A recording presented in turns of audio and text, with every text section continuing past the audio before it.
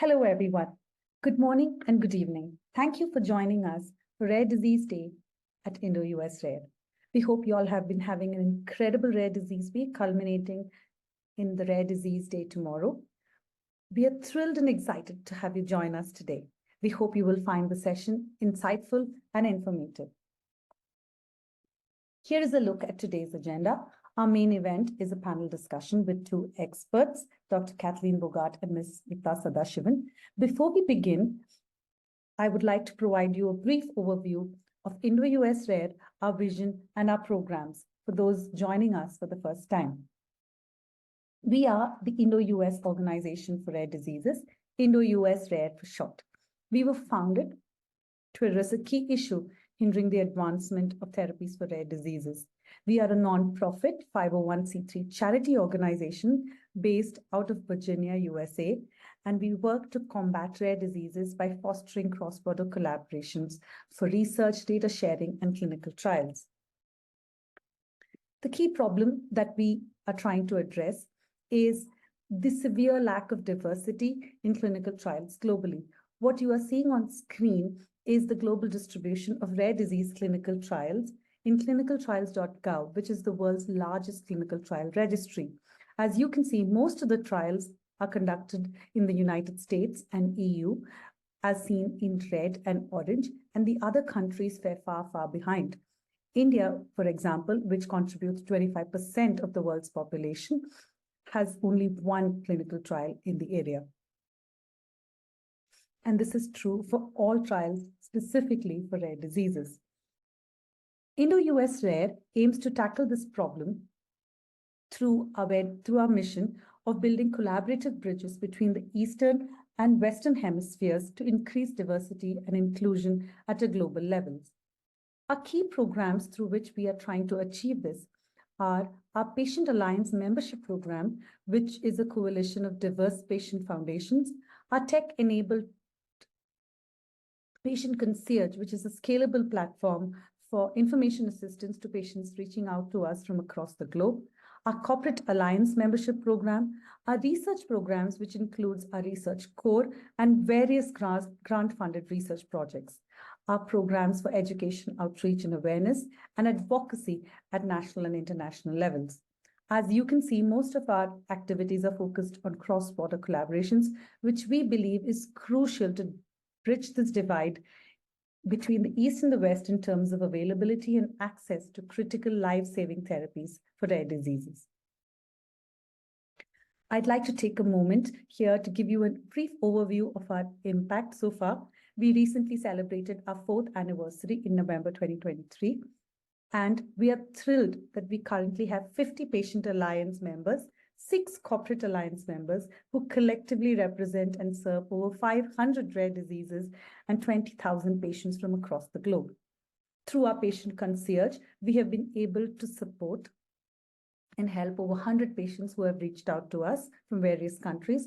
We have hosted and participated in numerous global events, have built and fostered over 20 global collaborations and partnerships, and have contributed policy inputs and data sharing and diversity in both the US and India. I would like to highlight our Patient Alliance and Corporate Alliance members. These are the organizations with whom we are privileged to work with towards our mission.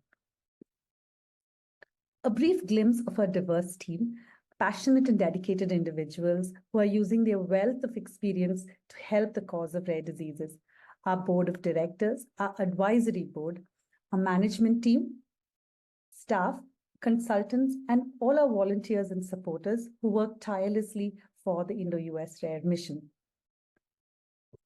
How can you be part of this? How can you engage with IndoUSrare? You can apply for Patient Alliance membership. You can subscribe to our newsletter, reach out and refer for possible collaborations, or volunteer your time. Please do connect with us on all our social media handles and feel free to reach out to us personally at admin@indousrare.org for any further communication. IndoUSrare is hosting our annual summit this November. The Indo-US Bridging Rare Summit is planned for 16th through 18th of November in New Delhi this year. We invite all of you to participate and be part of the summit in any of the following ways.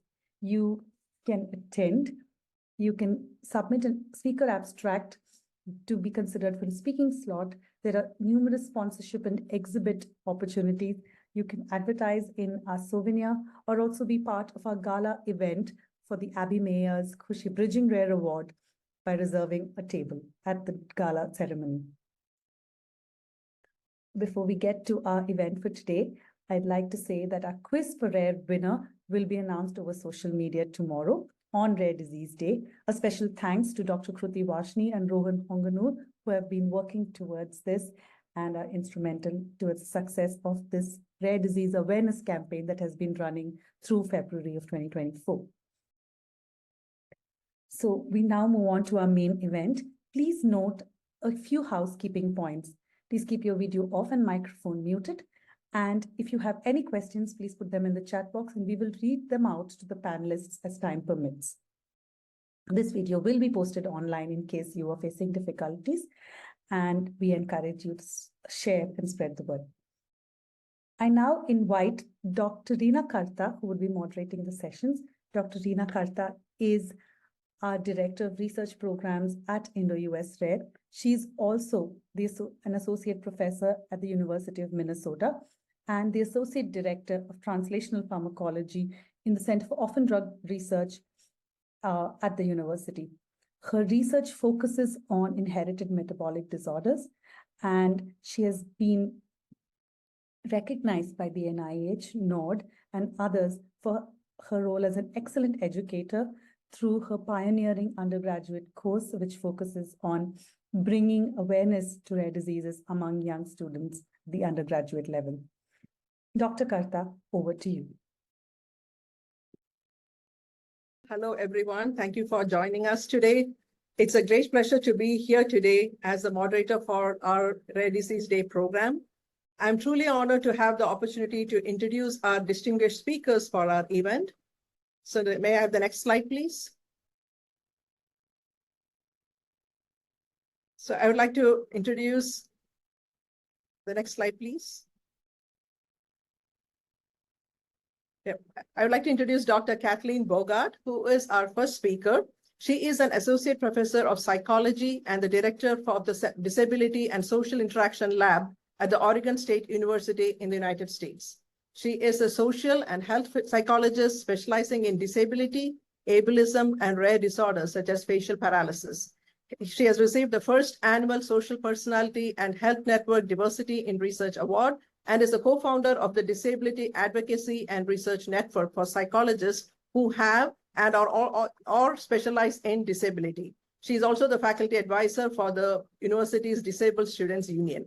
So today she's going to talk about her work in this space. And so with that, I would like to welcome Dr. Bogart to our event. Thank you so much. It's really an honor to have been invited and to learn more about this excellent organization. So bear with me for just a minute while I share my screen.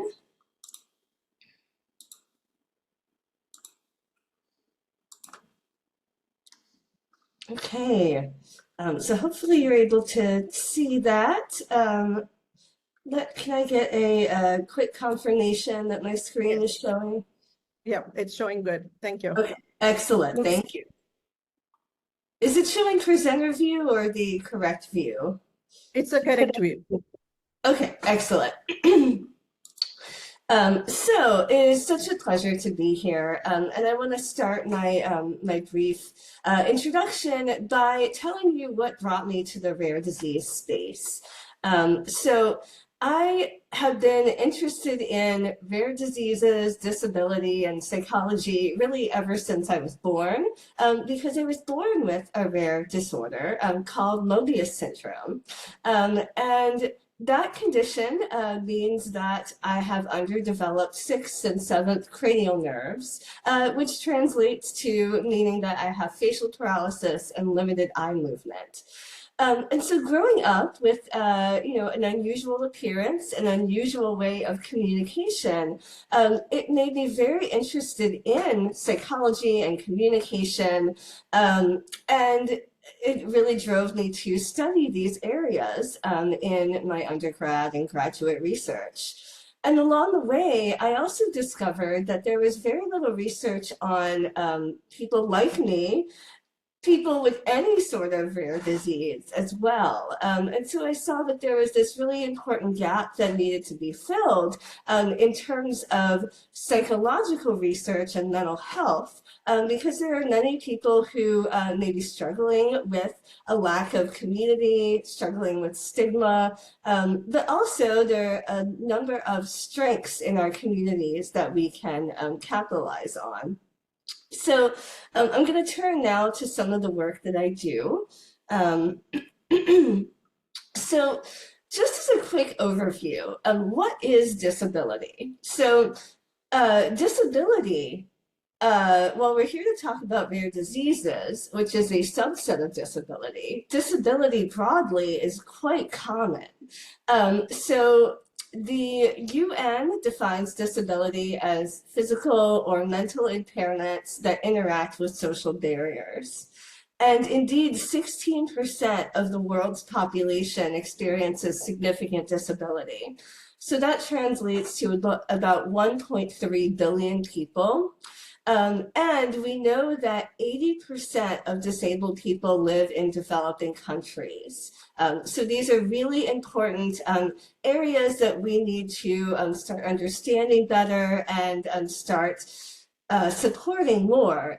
You will see that most of my research does focus on United States populations, and that's where I'm located. And I hope that I can highlight today how we might be able to expand this research and translate it to be appropriate for other cultures. And I'm really looking forward to this conversation so that I can learn about ways that we might do that.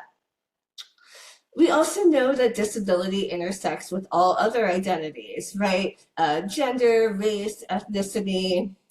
And it's also the only identity, perhaps, that you can either be born into or that you can join at any time. So now we can talk about the different types of disability. So disability is very broad and heterogeneous. Often, at least in America, when someone thinks about disability, kind of their stereotype is a mobility disability, a physical disability that might involve using a wheelchair. And that is literally the symbol for disability on our bathroom doors and our parking spots. But not all disabilities involve something that's visible. So, of course, we have sensory disabilities that can involve blindness or deafness. We have intellectual disability. We have cognitive, learning, and neurodivergent disabilities. And then we have chronic health conditions, many of which can be rare disorders. We have communication disabilities that can affect, for example, speech, like mine. We have mental health disabilities like severe anxiety, depression, schizophrenia, and we have facial differences also, which I have, right? An unusual looking face. So all of these disabilities can be common or rare, right? So this really intersects with our Rare Disease Day theme. Turning to my research on rare diseases, we find that even though there are 7,000 plus different rare diseases, there are some universals that everyone experiences across very different biological pathways. So one of those universals is the need for specialized support. So we do see that there is an average diagnostic delay in America of 7 to 9 years. And 2/3 of people in America with a rare disease feel they do not get sufficient informational, social, and psychological support through the healthcare system. And also, it's very isolating to have a rare disorder. So here's a quote from a qualitative study that we did. This person said, "I want to feel that I'm not the only one who struggles with the obstacles I face." And then the final universal I want to highlight is stigma. So there is a great deal of stigma around having a rare disorder, and a lot of this stems from the lack of public awareness about rare disorder in general and specific manifestations of that. So this might mean that other people are afraid of contagion when there is none. And they also may blame the person for their condition erroneously, and may minimize or invalidate the condition, especially if they haven't heard of it or they can't see it. So here's an example of a quote that we had. Because my main symptom was excessive sleepiness, people in my life told me to grow up and that everyone is tired. I cried happy tears when I got my diagnosis because it validated years of struggle and self-doubt.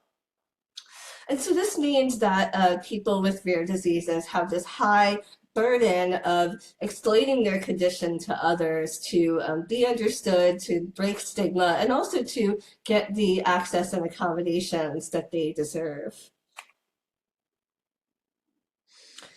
We've conducted a couple of national surveys in America about rare disease health-related quality of life. This encompassed more than 2,000 adults with rare disorders and caregivers.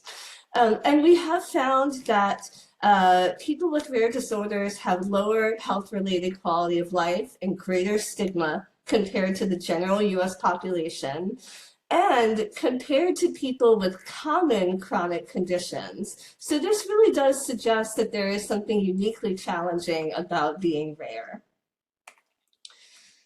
So to conclude, there's a real need to prioritize policy and psychosocial research and support to ensure that people with rare disorders have their quality of life needs supported. They can have access to important areas of life like jobs and healthcare and education, and that they have mental health support.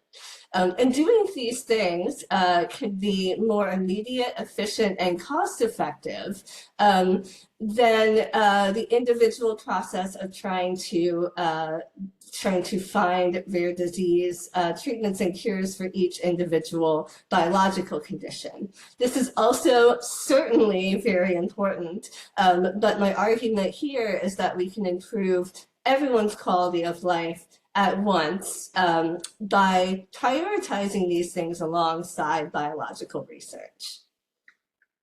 So thank you very much, and I look forward to our conversation.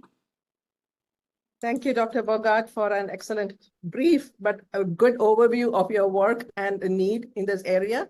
And while my colleagues pull up the slide for the next introduction, or the introduction of our next speaker, I just want to request the audience to pose any questions that they want to raise to these speakers in the chat box. So may I have the next slide, please?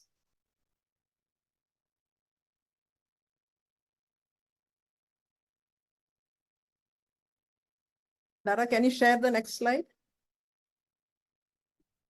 Yes, Reena, just give me a minute.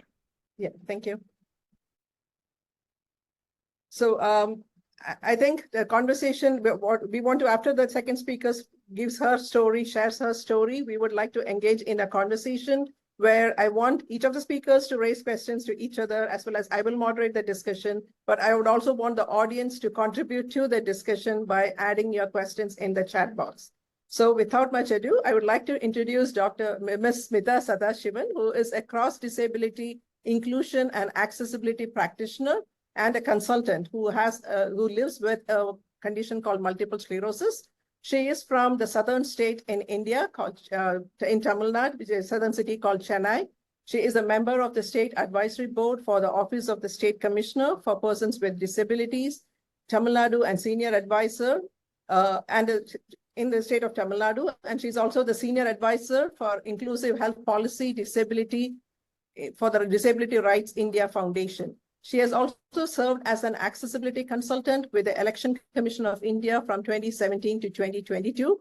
and she advocates for the rights of persons with disabilities. And now I'm going to invite her to share her story as an individual who is having a condition and also fighting for the needs of others who have similar needs. So with that, Smitha, please take it over. Thank you, Reena. Hope I'm audible. Yep, you are. Thank you. Thank you so much. Can I have my slide? Yes, it's coming in a moment. Yeah, sure. So I'm basically, working towards policy changes on inclusion for persons with disabilities and other chronic health conditions.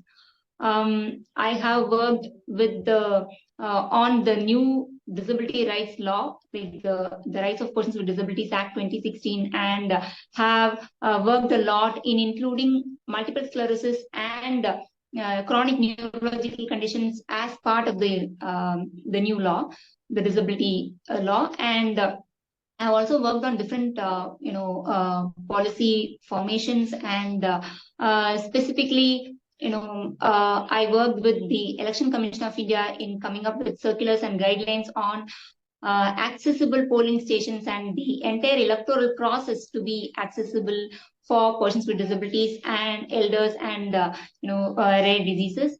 And I'm also an access auditor. I can do access audits, which means that we do survey on accessibility of a public space, and based on the guidelines given by the Government of India, and provide recommendations based on the accessibility guidelines, and if any improvisation is required. And I also train on access audits and also do capacity building on the Rights of Persons with Disabilities Act 2016 and other inclusive approaches. I also mentor researchers, and right now I'm into a study on healthcare accessibility for persons with disabilities in Karnataka. I am a self-advocate, like I explained a little just now. And I also collaborate with the government. Like recently we had this accessible path till the waters at Marina Beach, which we collaborated with the Greater Chennai Corporation. And I also collaborated with the Greater Chennai Corporation and the Disability Department in coming up with doorstep vaccination for people with disabilities. I'm also an ambassador for the inclusive and accessible conditions and spaces, and I facilitate independent living initiatives from Vidyasagar, where we try to legalize the independent living support systems, and how to streamline it, and how to evolve a first circle of support for any person with disability. And so these kind of things we target. And yeah, next slide, please. So as Reena mentioned, I am a person with multiple sclerosis, and I have 23 years of lived experiences in multiple sclerosis. My journey in multiple sclerosis started when I was in college, and I was feeling sleepy all the time, and I didn't know it was fatigue, and I would just sleep off, and everybody thought that I am lazy, and even my parents thought that I'm lazy, and they tried to give me more work. But then until I got a pain in the ribs, and then in the neck, and then slowly my mobility came down. That is when we understood that I have some issue in my body, and we went to the doctors. And even at that point of time, doctors could not really identify my issue, and it took a long time. By then my disability had set in. So early diagnosis is very, very crucial for any any person with a health condition. And my learning from this is that anybody can get into a disability or a chronic health condition. And I was so healthy, and I was doing karate. I was part of extracurricular activities, and I was part of college union and other things. I never thought that I would get into such a chronic health condition for lifetime. So that was my first experience, first learning. And the second thing is about the struggles that we had to go through when we don't have a proper knowledge about our own condition or about the support system. And when I got the support system, like Multiple Sclerosis Society of India, I came to know about them. And when I got the right information about my condition, and when I came to see that I am not alone, and I could see many people like me, like Kathleen was saying, and I could actually get the medical support or the therapeutic support and the socialization support.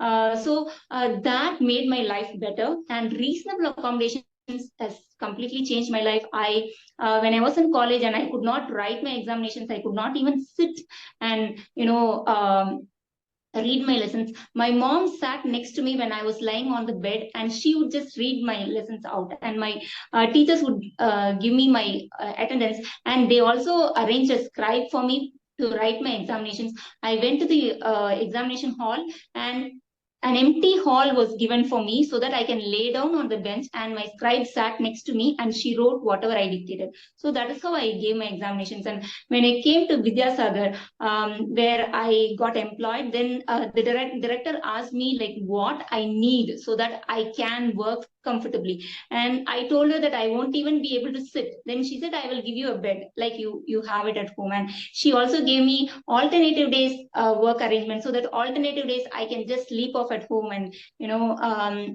cope with my tiredness. So these kind of specific reasonable accommodations really were the game changer in my life.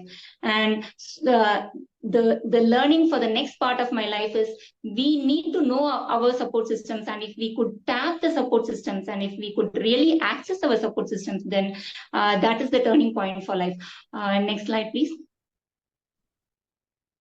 And earlier when I was doing my college and I got stuck with multiple sclerosis, I could not continue my studies because the college was not accessible. And when I even applied for PG, I could not apply in a regular stream because the college, the environment, university was totally inaccessible, where even for contact classes, my mom had to struggle and more than me to take me to the restroom and take me to the classroom, and I won't be able to sit in the classroom continuously. So lot of struggles. Right now, I am pursuing PG diploma in development leadership at Azim Premji University, and what I see now, after 20 years, is a great deal of improvement in the system, especially some universities or some establishments have taken cognizance and they are coming up with brilliant support systems. Now I don't need my mother with me.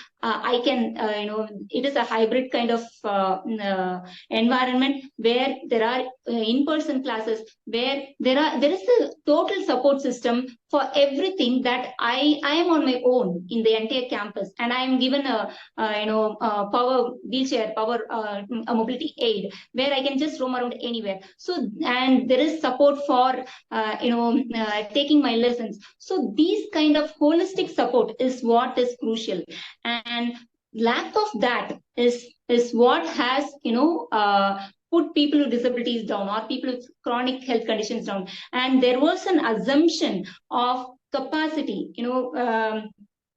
assumed capacity, that people with disabilities or people with chronic health conditions don't have the equal capacity. Whereas if we really look at it, capacity differs from person to person.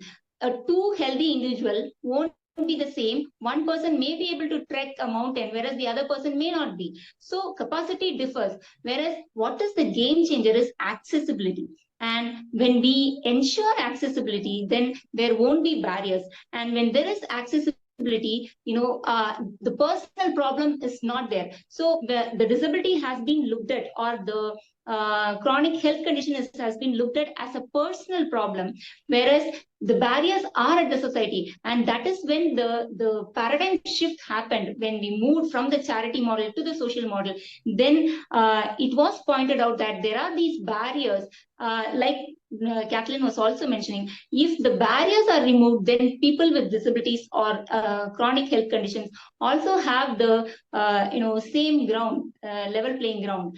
And of course, the CRPD, Convention on the Rights of Persons with Disabilities, is also giving the motto, nothing about us without us. So whenever and wherever something is being discussed or something is being carried out by on persons with disabilities or about people with rare disease or any chronic health condition, then it needs to involve us as people with lived experience, so that our perspective reflects, and that is how we can celebrate human diversity, where the aspect of the stigma can be overcome. And I would also like to give an example and finish with that.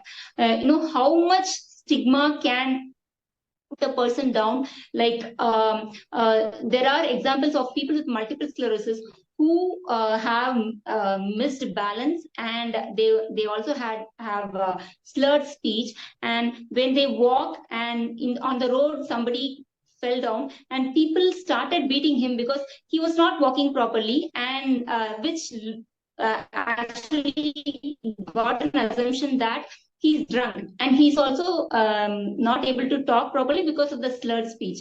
And then they took him to the police station. Later his family members came, and that is when it was explained that he has multiple sclerosis. So the stigma and the assumption about a norm in the society needs to change, and every individual capacity and every individual difference should be accepted and respected. With this, I thank IndoUSrare for giving me this opportunity, and looking forward for more questions. Thank you very much. Thank you, Smitha, for that excellent presentation. I mean, I think you have shared such important lessons, and I'm sure that triggers a lot of questions. So I'm going to give a minute for the audience to think through and process this, what they learned right now, and put in the questions. But if you can bring Smitha and Kathleen, spotlight them. Yep. And yeah, that'll be good. So I think listening to Smitha, Kathleen, my question is, like, you were talking about the universal things about rare diseases, right? Things that are happening, which are common across geographies, but looks like there are certain things which may be different. Is there anything that came up listening to Smitha? Then I guess that both of you have a different, what do you call, the path to the coming into the disability area is different. Like, you were born with a condition, whereas Smitha came through this later in life. She was born healthy and later things changed. So, but still, like, listening to her, is there anything that you want to speak about? Yeah, well, thank you so much, Smitha, for sharing your story, and the examples that you gave of the accommodations and access that you were able to get in your education and your employment were really powerful. So I would say, actually, Reena, that I think the universals hold true, right? The things that you mentioned, Smitha, are very much things that I see in my participants and the people that I support in America. And I get the sense that, Smitha, your experience has been, you have had an unusual level of support and access, which of course everyone deserves, but it is hard to achieve. And that's true in America as well. So, this is certainly an excellent model that you have discussed around employers providing, reasonable accommodations, like a place to rest, and assistance in dictating and writing and things like that. When say the Americans with Disabilities Act is implemented in its true spirit, that is what it looks like. But there is not the majority of people in America who do get that kind of access. So that's wonderful. And I know that this has to do with the great advocacy work that you have done for yourself, and likely the support that you've had from your community. Could you share actually a bit about what you attribute your ability to get some of that access to? Yeah, that's exactly my question was, Smitha. Like, how were you able to get those accommodations or that accessibility? And this might have happened like a few years ago, a decade before, when things were not accessible, basically. And how did you convince the authorities or your educational institutions, your employers? How did you manage to do that? Yeah. So absolutely. Actually, I'm very fortunate to have a great, set of teachers. My professors, they were my backbone. And even when I discontinued, they came to me and said, "You should not discontinue. You should continue your studies." And I didn't even know about the scribe, but they did all the arrangements. So I am really blessed to have my professors. And it was through my professors only, I got to know about Vidyasagar. And one of my professors' daughter was studying there, and that is where I was totally feeling indifferent and hopeless, and that is when I got introduced into this kind of a system, and I was so surprised that can a bed be given in an office room.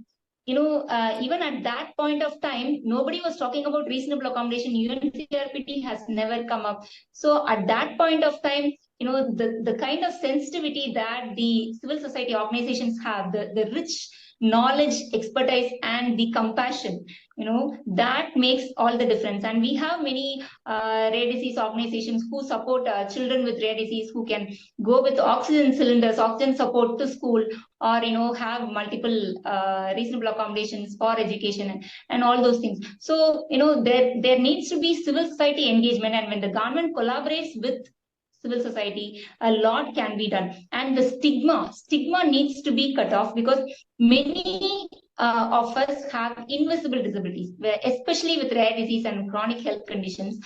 My only me using the wheelchair is visible, but why I am using the wheelchair? Because of my excessive fatigue, and also the visual issue, or the bladder management issues, and other things, numbness or stiffness. So these are not actually seen, or the cognitive issues, we get fluctuated often. So all these things are not visible. And when these can be understood, and as Kathleen also rightly pointed out in her presentation, the burden of explaining, I get tired when I keep on explaining. People keep on asking me different questions. You are using wheelchair now, how can you stand? Or why are you behaving like this now? So these kind of questions, when I'm already tired, it really tires me more. So better, what can be done is, everybody can understand, should have the sense that we should accept and respect differences, and we should not be assuming. We should be expecting anything. We should be welcoming anything, and we should be able to support when, whatever and whenever asked for, and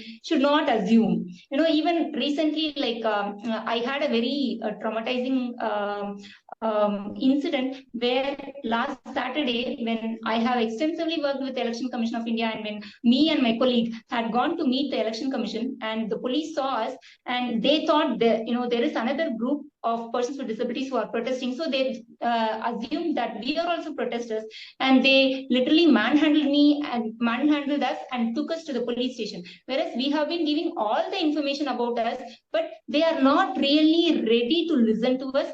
They have such a stigma that if they are disabled people, they cannot be part of these meetings. They may be protesters, or such things.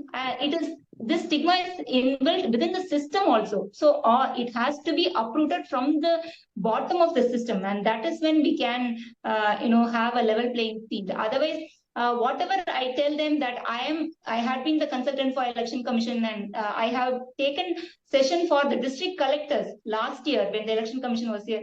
Nothing was falling in their ears. So, so this is the sad state of stigma, and we have to be the victims of that. Yeah. And I guess one way we can help people educate themselves is by offering this kind of forums where we talk about this, and maybe getting into these different organizations or social bodies or communities where we can actually teach them about this. And I'm going to ask Kathleen if she has other tips, because I don't know if the situation is similar in the United States, where like people, when they see a disability, they consider them as activists and not really understanding them and considering them as people who with a different ableism, right? So do you have any insights on that? Yeah. Well, thanks for bringing up the term ableism. I think that's an important term to name, right? So that means stigma, stereotyping, prejudice, and discrimination towards disabled people. And yes, it definitely happens in America as well. And I would say that the types of ableist behavior kind of depends on the type of disability and whether it is apparent to others or not, right? And so this is kind of a theme that Smitha was mentioning as well. When you have an invisible disability, you may not receive immediate stigma, but when people start to learn that or start to see that you maybe behave differently or are working differently, people then make these internal attributions about the person's abilities or laziness, rather than correctly identifying that the person simply needs access and there are social barriers that they're experiencing. On the other hand, people with visible or apparent disabilities may receive more immediate stigma. However, they receive less of this kind of invalidation or disbelief. And so, stigma, ableism abounds for both types of disability, but it does look different.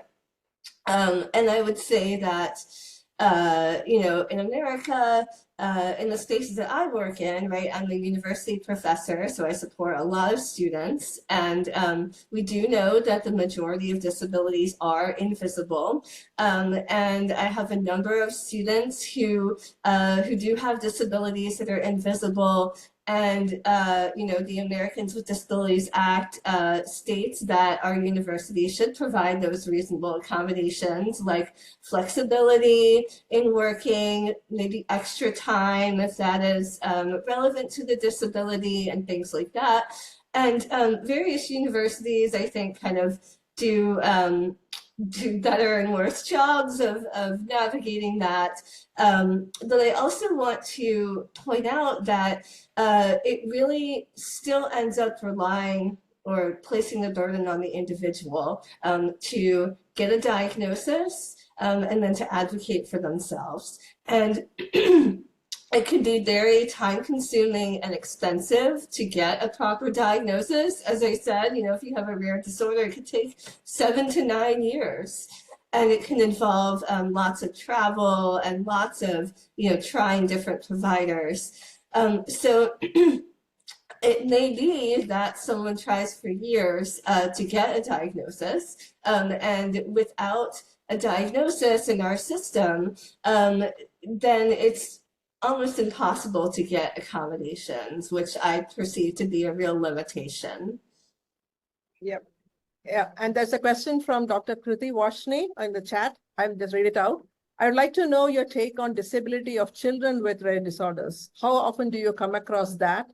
Is the counseling more important for parents? How do one deal with the anxiety that comes with the disability? And I'm going to first start with Kathleen, and maybe Smitha, you can also chime in on your experience with children. Sure, yeah. Well, having been a child with a rare disease myself and having parents, I can certainly talk about that both from a personal and a research point of view. I think support is so important for both the child and the parents. It's true that if a child is born with a rare disorder, it's often the onus is on the parents to do that initial navigating, right? To find a proper diagnosis, to find information and treatments. So that can be a very stressful experience. It can take a lot of time and effort and mental energy. It also means that as the child grows up, they will need to kind of learn to take on more of the responsibility of self-advocacy as they get older, right? And so a lot of times we talk about transition age, where, children are becoming adults, they're teenagers or they're going off to college, which is where I see them a lot. And so we talk about how important it is for those children to learn self-advocacy skills and to be able to say, these are my rights, this is the reasonable accommodation that I need. And that comes with education. It also comes with mental health support. And one other thing I really want to point out that benefits both parents and adults, or both parents and children, is community support. And what I specifically mean by that is support from other people with rare diseases or disabilities. And I noticed that in Smitha's story as well, connecting with the Multiple Sclerosis Foundation can be very important to get information and to learn from other people how they navigate these issues. And it's also just really helpful to reduce those feelings of being alone and reducing stigma. So all of those things can help the parents and the children kind of understand those situations. And, you know, I always encourage parents and children to talk openly about these issues with each other and with the rare disease community, so that they can learn those advocacy skills. Yeah, I mean, I completely agree. The community support is something which is not fully utilized in many cases. I mean, it's big. One thing is trying to find where those communities are. It may be a challenge for a newly diagnosed family, and also getting to know them and or trying to reach out to them. How do we connect with them is maybe another thing. So Smitha, maybe you have some experience from your own end. Yeah. Right. So I see many children with rare diseases and, who have disability and being taken to Vidyasagar and other institutions where, whereas what I see is in the initial stage, the parents are literally struggling to find a cure. So when there is no cure, and still they are struggling to find a cure in this period, a lot of, the time is gone for the child to develop. There are many other support systems, and other support systems are required for the growth of the child. Actually, support systems are not only required for us, for everyone, like a school or a post office or a police station. Everything is a support system or a transport system, which people just generally use without even acknowledging. And similarly, we also require all the support systems, and maybe the extent of support required is little more. And for that, what is required is more accessible facilitations. And when a parent understands that they have a child with rare disease or or a disability, then they should not just look out for cure. Basically, for health conditions, what we do, even for me, my parents were going around and around for a cure, for medicines. So we are only focusing on medicines, but there are other aspects which makes your life develop and holistic. So we need to concentrate on other aspects also, and the other support system. For example, we have the Museum of Possibilities in Chennai at the Disability Commissioner's Office, where it is a display of a wide range of assistive aids for any person with disability and even for persons without disabilities. Elderly people or many people are coming and seeing, and then they say that, okay, this is very easy for me, I can use it.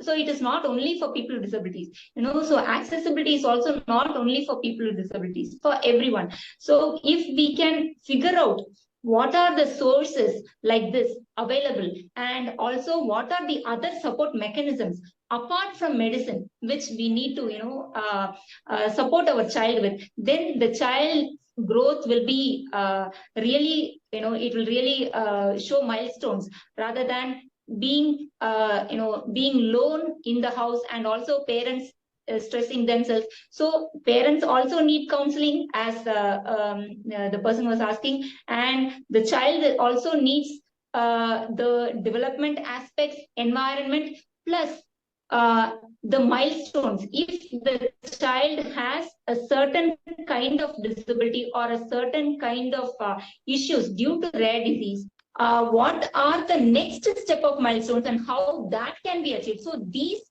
resources we need to identify. We can approach the support groups or the civil societies who are very well knowledge and experienced in that, and by that way, we can, by tapping all these resources, we can actually, get a better life for the child.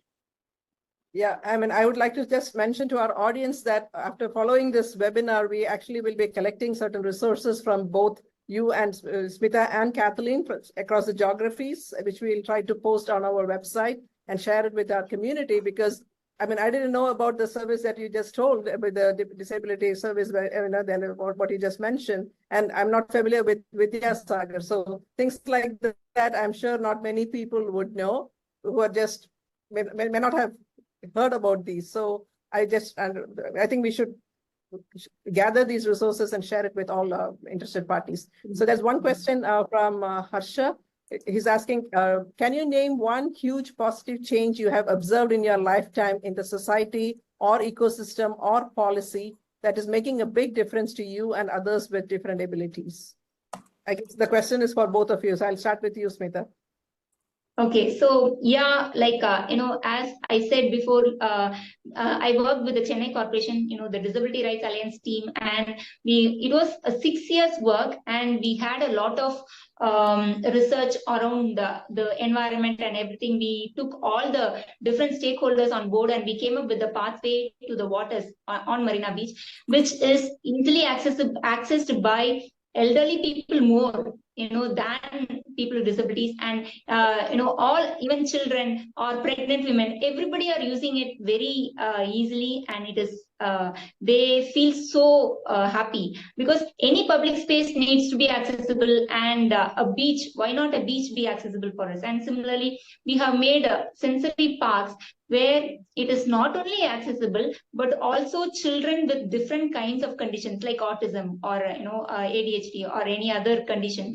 There are tactile aspects, there are sensory aspects. So audio, or the music, or a calm area where if the child is feeling disturbed, the child can go and sit there, a quiet area. So these kind of different aspects are included in the sensory park, which is actually used by different special schools or different groups, even for their own development, the child development. It has been used as a resource center.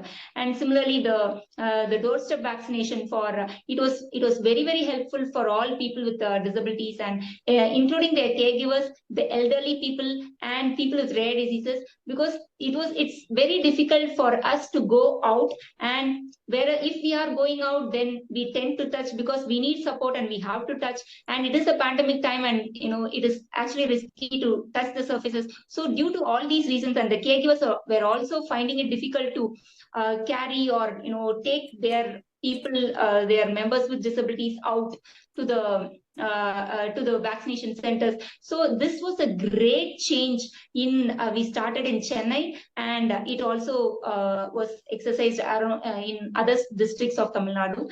And so these kind of things, and of course the Museum of Possibilities is another one aspect where people are really impressed, and people are really feeling happy that, okay, I can use this device and I can be independent in my life. All this while I have been dependent on somebody for this particular aspect. And when I come to know that this particular device, it is a very simple device and can, change my life, that feeling is really great, right? So these kind of things, I would say. That's awesome. Kathleen, how about you, Kathleen? I mean, I know that the changes happening in India, it's rapid, but when it happens, it's real and it makes a bigger impact. So how about you, Kathleen? Yeah, long way to go. Well, I think things that I've seen in my lifetime are some major civil rights laws that have happened. So, in America in 1990, the Americans with Disabilities Act was passed. And then shortly after, as Smitha mentioned, the UN Convention on the Rights of Persons with Disabilities was also created. And there are many countries now are signatories on that convention. And I think the really important thing about laws like these are that it views disability not as a personal problem, as Smitha was saying, not as something that that should be viewed in a charity model, but it views disability as a social and political problem that can be addressed with these large policies. And, you know, for example, the Americans with Disabilities Act really kind of modeled a lot of its work on civil rights legislation that had previously existed for women and racial minorities in America. So it's really looking at people with disabilities as a minority group rather than as people who have individual conditions. And so, you know, we've seen a lot of changes in our lifetime, you know, in terms of making it illegal for people to discriminate against people who are being hired or employed or who are attending school. Now, of course, the implementation of these laws are not perfect, but it is certainly a really important statement for governments to make that they support these laws. And I've seen a lot of changes in them becoming normalized. Thank you. Yeah, I would even mention the international, the WHA resolution, World Health Assembly resolution on, the highest attainable health for persons with disabilities. So we are having very good instruments coming up at the international space as well, and also at the local level, the Rights of Persons with Disabilities Act, and many circulars and guidelines from the Election Commission of India or the Department of Empowerment of Persons with Disabilities. And of course, we have the rare disease policy now, though we need a lot more improvement in these instruments, but then we need to still focus more, do work a lot. And one thing which, once we create a system, then it is all set. For example, with the Election Commission, we came up with the guidelines on accessible polling stations, and now the polling stations need to have a ramp, a wheelchair, and volunteers. So this system is set, and it helps all people with rare diseases, people with people who are elderly, and whoever requires some support. And so this system is set, which won't change. So if we such systems really make us happy. Yeah, I mean, I think that is so well said, Smitha. I think we are at the top of the hour and we need to close this wonderful conversation. But I guess you ended up with in a very positive note. We are making baby steps, but we will get there eventually. And the question is implementing it and having a support system, right? Educating all the people who are involved. It's not just the end user or the people who are immediate community, but even the support system has to be educated.